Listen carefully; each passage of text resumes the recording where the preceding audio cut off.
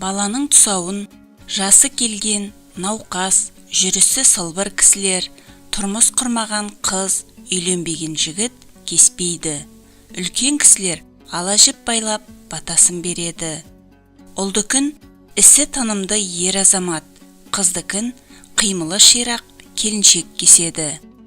Тұсаудың ақ пен қара араласып есілген ала жібі баланың алдынан тек пышақпен кесіледі. Қайшыда екі жүзі бар.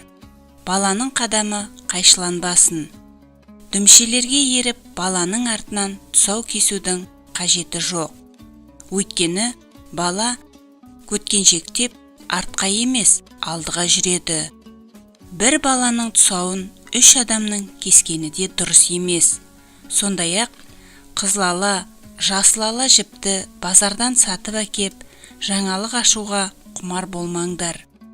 Ақ пен қара араласып есілген ала жіптің мәні балам біреудің ала жібін аттап ұры боп шықпасын деген шолақ түсінікпен емес, өмірде қатар кездесетін жақсылық пен жамандықта, қуаныш пен қайғыда жасып қалмай, тасып кетпей, тең өтсін деген ниетпен байланып кесіледі.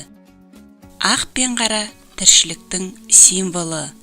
Көрінгеннің көзіне түскен, көрінгеннің энергиясын жинаған, қызылала, көгала, тіпті базардағы дайын ала жіптің өзіне жүгірмей, кешке дейін телефонға телмірмей, әжелері немерелеріне ала жіпті жақсы тілеу тілеп, өзі есіп дайындағаны жөн.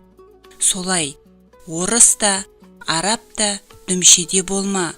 Қолыңнан келсе қазақ бол, ұрпағыңды қазақ қыл.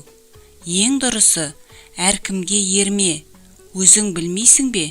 Күретамыр кітабын оқы.